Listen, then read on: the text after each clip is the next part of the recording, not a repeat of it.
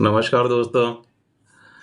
कुछ एक लंबे अंतराल के बाद ये वीडियो बना रहा हूँ मैं। बहुत सारे मेरे व्यूअर्स का मुझे व्हाट्सएप पे मैसेज बहुत आता रहा कि बहुत दिनों से कोई वीडियो नहीं बनाया है। तो आज मुझे थोड़ा वक़्त भी मिल पाया और एक मुद्दा भी मिल पाया बोलने के लिए। पिछले दिनों में तो वन साइडेड रैली चली आ रही थी और अभी भी चली रही है। तो इसके बीच में ऐसा क्या घटना घटित हुआ जिसके बारे में हम कुछ चर्चा कर सकें? तो वो था जीडीपी का आंकड़े। तो जीडीपी का आंकड़ा जो 8.4% का जो अभी आया, वो है तो बहुत बेहतरीन। बट ये जो 8.4 का जो आंकड़ा है, ये जो हमको दिख रहा है, ये इसी क्वार्टर का पिछले साल का के कंपैरिजन में है। यानी कि 2021-22 का Q3 का जो जीडीपी का आंकड़ा था, उसके मुकाबले में ये 8.4 आया है। और कुछ उसके अंदर एडजस्टमेंट भी हुई है, जिसको रिवाइज कहते हैं हम, रिवाइज भी हुआ। खैर एनीवे, कुल मिलाकर के फिगर बहुत अच्छा है। यहाँ पर मैं आगे हम बढ़ते हैं कि जो एक्सपेक्टेड जीडीपी जो है अब FY24 का जो पूरा बन गया, वो आ गया 7.6 7.7 के आसपास में, और वो अचीव होने के चांसेस अब ज़्यादा हैं। परंतु ऐसा हो क्या रहा है, मैं तो खुद बड़ा क्यूरियस हूँ इस बारे में जानने के लिए। मेरे पास जो इन्फॉर्मेशन और नॉलेज है उसके हटकर अगर आपके पास में कुछ है तो मुझे व्हाट्सएप पे ज़रूर बताइएगा। मैन्युफैक्चरिंग का जो जीडीपी के अंदर शेयर है वो है 17%, और जबकि Q3 जो FY24 जो अभी जीडीपी जिसमें आया है, उसमें उसका ग्रोथ रेट आया है 11%। एग्रीकल्चर का आया है -5.2%। एक्सपोर्ट्स में सर्विस सेक्टर के अंदर 3.40 का ग्रोथ रेट आया है, और प्राइवेट स्पेंडिंग 3.50 है। जो दोनों बातें एक्सपोर्ट सर्विस सेक्टर की में बढ़ा है, इस वजह से वो 3.4 दिख रहा है, और जो प्राइवेट स्पेंडिंग है वो भी चलेगा। कोर सेक्टर्स की बात अगर हम करें, जिसमें हम 8 कोर सेक्टर्स माने जाते हैं, रिफाइनरी माइनस में है, फर्टिलाइजर्स माइनस में है, क्रूड बहुत मामूली बढ़त है, इलेक्ट्रिसिटी ग्रोथ है 5.20, ठीक है, बढ़िया है। नेचुरल गैस 5.50, ठीक है। सीमेंट जो हमारी इकोनॉमी को बिल्डअप करने में एक मोटा रोल प्ले करता है, 5.60। स्टील 7.00। कोल 10.2%। यहाँ पर जो ग्रोथ आई है, ये रोबस्टिक ग्रोथ मानी जा रही है, और इसी की वजह से जो हमारा अभी जीडीपी का जो फिगर आया है वो काफ़ी बढ़कर आया और काफ़ी अच्छा आया। चलिए, कोल में मैं ऐसा माना जाता है कि भई इलेक्ट्रिसिटी के प्रोडक्शन के लिए कोल का इस्तेमाल होता है, और जो हमको इलेक्ट्रिसिटी का जो ग्रोथ रेट यहाँ पर दिख रहा है जीडीपी का 5% के आसपास, उससे ये समझ में आ रहा है कि कोल की रिक्वायरमेंट काफ़ी बड़ी है और कोल की खपत काफ़ी हुई है, और उसकी वजह से जो है वहाँ पर हमको दिखने में भी आ रहा है कि उसमें 10.2% का जीडीपी का ग्रोथ में जो शेयर है उसका उसका उतना 10.2% है। बहुत अच्छा है, बट मार्केट में उसको सलाम भी किया, और हम भी उसको सलाम करते हैं करते हैं। कब तक चलेगा ये? सवाल ये है कि अगर इतनी ही अच्छी ग्रोथ हमारी हो रही है कंट्री की, जो आंकड़े हमारे सामने हैं, तो फिर क्यों बार-बार हर न्यूज़ चैनल के ऊपर कॉशन, कॉशन, कॉशन के मैसेजेस और उनकी डिबेट्स आ रही हैं। रिज़र्व बैंक ऑफ इंडिया की बार-बार कॉशन की बात आ रही है, और अभी हाल ही के अंदर कुछ महीने पहले, मेरे ख्याल से शायद जनवरी फर्स्ट वीक में की बात है, जब आरबीआई ने बैंकिंग में नॉन बैंकिंग फाइनेंस कंपनीज़ को और बैंक्स को के ऊपर एक इंस्ट्रक्शंस दिए कि आप अनसिक्योर्ड लोन कंट्रोल करें। और जब अनसिक्योर्ड लोन की वो बात कर रहे हैं, तो रिस्क फैक्टर वाक़ई ज़्यादा है। अगर इस अनसिक्योर्ड लोन में हम छोटे-छोटे लोन हैं, 50-50 हज़ार वाले, 60,000, 30,000, 40,000, कहाँ पकड़ेंगे इनको? कहाँ से रिकवरी होगी अगर ये नहीं दे रहे हैं तो? और अगर उसकी वजह से जो अनसिक्योर्ड लोन का जो वजह से आप सबको याद होगा जब बैंक्स के रिजल्ट्स आए तो उसमें प्रोविजनिंग जो हुई वो बहुत ज़्यादा बढ़कर आई, बहुत ज़्यादा बढ़कर आई। चलिए, जब वो प्रोविजनिंग इतनी बढ़कर आ रही है यानी कि बैंक भी ये मान रहे हैं कि हमको इतना पैसा वापस नहीं मिलेगा। मान लेते हैं, आगे बढ़ते हैं एचडीएफसी बैंक पे। चर्चा जो एचडीएफसी बैंक की बात मैं कहने जा रहा हूँ, इसका हम पहले भी एक वीडियो दे चुके हैं एचडीएफसी बैंक के एनालिसिस के ऊपर।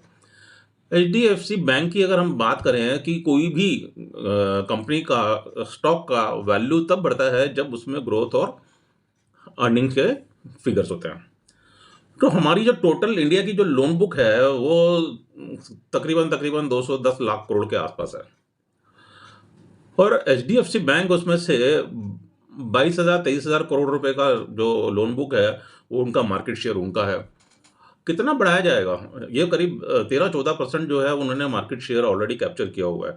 उसके बाद में उनके दूसरे बैंक्स भी हैं, हमारे पास आईसीआईसीआई बैंक है, स्टेट बैंक ऑफ इंडिया है, कोटक बैंक है, एक्सिस बैंक, तमाम तरीके के और बैंक हैं। उसके बाद में एनबीएफसी भी है। तो जो ग्रोथ है एचडीएफसी बैंक की अगर हम देखेंगे तो वो रुकी हुई नजर आएगी, बढ़ नहीं रही है। तो एचडीएफसी बैंक ने अपनी ग्रोथ फैक्टर को बढ़ाने के लिए कुछ दूसरी कंट्रीज में अपने ब्रांचेस खोले, 4-5 कंट्रीज में खोले उन्होंने, बट वहाँ से भी अभी तक तो ऐसा कोई रेवेन्यू जनरेशन नज़र नहीं आया। इसी तरीके से दूसरे बैंक्स के भी हालात हैं कि भाई प्रोविजनिंग बहुत ज़्यादा है। इसका इफ़ेक्ट कहीं न कहीं तो हमको देखने को मिलेगा जब लोगों का पैसा वापस नहीं आएगा। जब पैसा वापस नहीं आएगा तो कौन-सा ऐसा मैट्रिक्स है जिस पे हिट होगा और वो नज़र आएगा, वो अर्निंग पे आएगा। जो नेट प्रॉफ़िट है, अगर मुझे ₹100 का प्रॉफ़िट हर क्वार्टर में हो रहा था और इस बार जो है मुझे ₹20 मेरे डूबत खाते में जा रहे हैं, तो मुझे उस ₹20 की रिकवरी मेरे अर्निंग्स में से होगी और मेरी अर्निंग्स ₹80 रह जाएगी। ये एक उदाहरण के तौर पे बता रहा हूँ मैं। इसी तरीके से बजाज फाइनेंस जो है वो भी आप देख रहे हो कि कहाँ से 8 सवा 8 हज़ार से जो है इस समय में 6500 के आसपास 6600 के आसपास चल रहा है, और मार्केट में इतना रोबस्टिक जो ग्रोथ आया उसके बाद में भी वो अभी तक हिल नहीं पाया। अच्छी कंपनी है, आगे आने वाले समय में उसका फ्यूचर भी अच्छा है, बट देखने वाली बात यहाँ पर बजाज फाइनेंस के साथ में भी ये हो जाती है कि बजाज फाइनेंस एक बैंकिंग कंपनी नहीं है। वो ब्याज पे पैसा उठाती है और आगे ब्याज पर दे देती है। तो उनका जो डिफरेंस ऑफ मार्जिन है वो 1-1.5% के आसपास हुआ करता है, और उसमें भी अगर अनसिक्योर्ड लोन की प्रोविजनिंग, क्योंकि बजाज फाइनेंस का तो 80% बिजनेस ही अनसिक्योर्ड लोन से भरा पड़ा है। चलिए, मैं ये पिछले 2-3 महीने से जो मेरे वीडियोस आ रहे हैं उनमें मैं एक बात हमेशा कहता आ रहा हूँ, आज फिर से रिमाइंड करा रहा हूँ कि प्रेशर तो बाज़ारों पे आएगा। बट क्वेश्चन यहाँ पर फिर से खड़ा होता है कि अगर आप बार-बार ये प्रेशर की बात करते हो और मार्केट जो है वो ऊपर उठता चला जा रहा है। मैं हमेशा ये बात कह रहा हूँ कि मार्केट जितना मर्ज़ी उठ जाए, पर प्रेशर जब आएगा तो अच्छा खासा प्रेशर आएगा, और अपने पोर्टफोलियोज़ को हेज करने की बात भी मैं हर बार हर वीडियो में कहता रहता हूँ। ये गौर करने वाली बात है उनका। ग्लोबल लेवल के ऊपर अगर हम इकोनॉमी को देखें कि हम आईएमएफ की भी इंक्लूड कर लेते हैं उसमें, जो उनकी रिपोर्ट्स हैं, उनका कहना है कि भाई इंडिया की इकोनॉमी जो है वो दूसरे कंट्रियों के कंपैरिजन में ज़्यादा तेज आगे जाएगी। माना मैंने बात, जा भी रही है, परंतु हम जो भी प्रोडक्शन करेंगे उसकी खपत तो कहीं ना कहीं होनी है। वो हमारे देश में भी होनी है और डोमेस्टिक मार्केट्स में भी होनी है, प्लस इंटरनेशनल मार्केट में भी होनी है। तो अब जो देखने में जो आ रहा है, वर्ल्ड बैंक के फिगर्स देख लें या हम आईएमएफ के फिगर्स देख लें, कि इंपोर्ट और एक्सपोर्ट के जो आंकड़े हैं, जो डेटाज हैं, वो डिमिनिश हो रहे हैं, गिर रहे हैं। मेरे यहाँ से जो हमारे कंट्री से जो एक्सपोर्ट होता है, बाहर के देशों में हम भेजते हैं, तो वहाँ पर जब डिमांड होती है तो यहाँ से हमारा एक्सपोर्ट बढ़ता है, और जब हमारी कंट्री में किसी चीज़ों की डिमांड बढ़ती है तो हमें वो इंपोर्ट करना पड़ता है। तो हमारा एक्सपोर्ट और हमारा इंपोर्ट दोनों नीचे गिर रहा है। चलिए मान लेते हैं हम कि भाई हमारी कंट्री में ऐसा हो रहा है, ऐसा बाकी दुनिया के दूसरे देशों में तो नहीं हो रहा। जी नहीं, बाकी दुनिया के दूसरे देशों में भी एक्सपोर्ट और इंपोर्ट्स पे आंकड़े नीचे गिर रहे हैं। तो जब डिमांड और सप्लाई का फिगर नीचे गिर रहा है तो उसका इफेक्ट कहाँ आने वाला है? ये भी एक बहुत सोचने वाली बात है। ये जो बात मैं चर्चा कर रहा हूँ, ये ब्रॉडर मार्केट के लिए कर रहा हूँ, ब्रॉडर वे के लिए कर रहा हूँ, लॉन्ग टर्म के लिए कर रहा हूँ, शॉर्ट टर्म के लिए भी कर रहा हूँ, investment side of point of view से भी कर रहा हूँ, ट्रेडिंग पॉइंट ऑफ व्यू से नहीं कर रहा हूँ। तो जब डिमांड मार्केट में कम होगी, तो मैन्युफैक्चरर्स जो हैं, उनकी सेल कम होगी। जब सेल कम होगी, तो मुनाफा वो भी गिरेगा। तो जब मुनाफा गिरेगा, तो क्या मेरी स्टॉक की वैल्यू नहीं गिरेगी?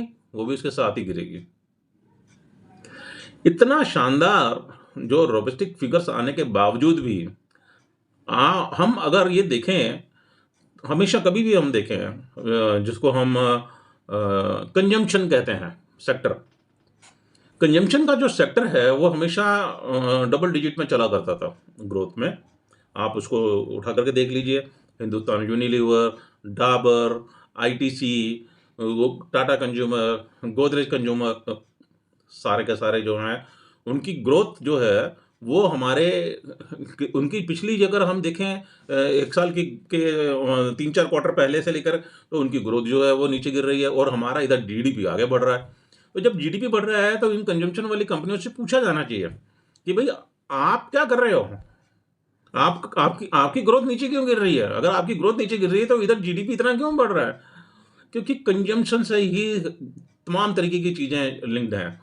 कंजम्पशन बढ़ेगा, कंपनियों की प्रोडक्शन बढ़ेगी, प्रोडक्शन बढ़ेगी तो उनको बिजली भी चाहिए होगी, बिजली के लिए फिर जो इलेक्ट्रिसिटी का भी हमारा ग्रोथ बढ़ेगा, इलेक्ट्रिसिटी बनाने के लिए गैस और कोल ज़्यादा लगेगा। सब चीज़ें एक दूसरे से लिंक्ड हैं, गाड़ियाँ लगेंगी, लॉजिस्टिक बढ़ेगा। ऐसा कौन सा चीज़ है जो नहीं लगेगी? तेल पानी लगेगा, रिफाइनरी बढ़ेगी, सब कंजम्पशन से रिलेटेड एक दूसरे से होता है। तो मैं यहाँ पर ये चीज़ हिदायत के तौर पे कहना चाहता हूँ कि अपने पोर्टफोलियोज़ का ध्यान रखें। बार-बार कहता आ रहा हूँ, मेरे हर पिछले वीडियोज़ के अंदर ये इस बात की हिदायत है कि पोर्टफोलियोज़ का ध्यान रखें। गिरेगा, करेक्शन आएगा, आना भी चाहिए। अगर मार्केट में वन साइडेड रैली आई है 2500-3000 पॉइंट्स की निफ्टी के अंदर, तो ये वन साइडेड रैली जो है वो सस्टेन कब तक, जब तक कर रही है तब तक करेगी। उसके बाद में जब करेक्शन आएगा, करेक्शन आना चाहिए हमें आगे फर्दर एक बड़े मूव के लिए। यहाँ पे एक बात पूछी जाती है कि करेक्शन, प्रेशर और मार्केट की रैली। मार्केट की रैली की बात अगर हम करें, तो हम सबसे पहले एक यूएस की 2 लाइनों के अंदर बात समझते हैं कि यूएस के अंदर इन्फ्लेशन रेट आप देखिए कितना ज़बरदस्त तरीके से ऊपर चला गया, जिसकी वजह से उनको रेट ऑफ इंटरेस्ट बढ़ाने पड़े, और यूएस का जो इन्फ्लेशन है, वो उसमें सबसे बड़ा जो हिस्सा होता है, जो शेयर होता है, वो वहाँ के हाउसिंग प्रोजेक्ट्स का होता है। तो इतना जब बड़ा इंटरेस्ट रेट चला गया आगे, और वहाँ पे हाउसिंग की जो डिमांड्स कम हो गई, तो क्या उसका फ़र्क नहीं पड़ रहा है? जापान को ले लीजिए, जापान जो 20-25 साल से शांत बैठा हुआ था, और एकदम से ही जो है अभी पिछले 2 साल के अंदर उसने बड़ी अच्छी खासी ग्रोथ दिखा दी। एक मैं नाम नहीं यहाँ पर डिक्टेट कर रहा हूँ, वो उनका म्यूचुअल फंड ही बंद होने जा रहा है, सिंगापुर बेस्ड कंपनी है। उन्होंने चाइना में चूँकि ग्रोथ नहीं थी, उन्होंने ये एज्यूम किया कि चाइना में अब मार्केट ऊपर साइड जाने लगेगा, और चूँकि जापान जो है वो काफ़ी ज़्यादा ऊपर चला गया है, तो वहाँ से नीचे गिरने लगेगा। उन्होंने जापान को शॉर्ट कर दिया और चाइना को लॉन्ग कर दिया, और दोनों ही रिवर्स हो गए, और उनको मल्टी बिलियंस का लॉस हुआ। अभी ताज़ा बात है, ताज़ा से मतलब कुछ दिनों पहले, महीनों पहले की। तो फिर ऐसा क्यों हो रहा है? ध्यान रखिए कि इन कंट्रीज़ ने कोरोना के टाइम पे और यूक्रेन रशिया के वॉर के टाइम पे करेंसी प्रिंट की है। करेंसी प्रिंट करने का नतीजा ये कि इनका यहाँ का इन्फ्लेशन जो है वो बहुत तेज़ी से ऊपर बढ़ गया। आप यूरोप को देख लीजिए, आप यूएस को देख लीजिए, जापान को देख लीजिए, जिस कंट्री ने करेंसीज प्रिंट करी हैं, उन्होंने कंट्रीज का जो है वो इन्फ्लेशन रेट भयंकर बुरी तरीके से हायर रेट पर चल रहा है। जर्मनी में रिसेशन चल रहा है, अभी का उसका जीडीपी का आंकड़ा देखेंगे तो वो माइनस में आया है। तो हो क्या रहा है? जो भी हो रहा है अच्छा हो रहा है। सिर्फ ज़रूरत इस बात की है कॉशन रहने की, अपने पोर्टफोलियोज़ को हेज करके रखने की। हेज कर चलें, जो भी मुनाफा आपका बना है, कुछ पोर्टफोलियो को में प्रॉफिट बुक करके भी रखें। मेरे से एक सज्जन ने कुछ दिनों पहले मेरे ख्याल से 10-15 दिन पहले एक बात करी थी और उन्होंने इसी तरीके की चर्चाओं पे बात बिंदु थे। तो मेरा सवाल उनसे भी एक था, मैंने उनके सामने एक बिंदु खड़ा कर रहा था कि वॉरेन बफेट जो हैं, वो अपने प्रॉफिट पोर्टफोलियो के अंदर प्रॉफिट बुक करके क्यों बैठे हैं? वो कैश लेकर के क्यों बैठे हैं अभी भी? $180 बिलियन का कैश उनके पास में अभी रिजर्व में पड़ा हुआ है, पहला। दूसरा पॉइंट, सबसे बड़े दिग्गज माने जाने वाले वॉरेन बफेट, उनके पोर्टफोलियो को अगर आप देखें पिछले 10 साल के अंदर और उसमें कितनी ग्रोथ रही है, ये चेक करके मुझे भी व्हाट्सएप पे बताएं। तो thank you very much for giving a time to hear me. फिर मिलेंगे।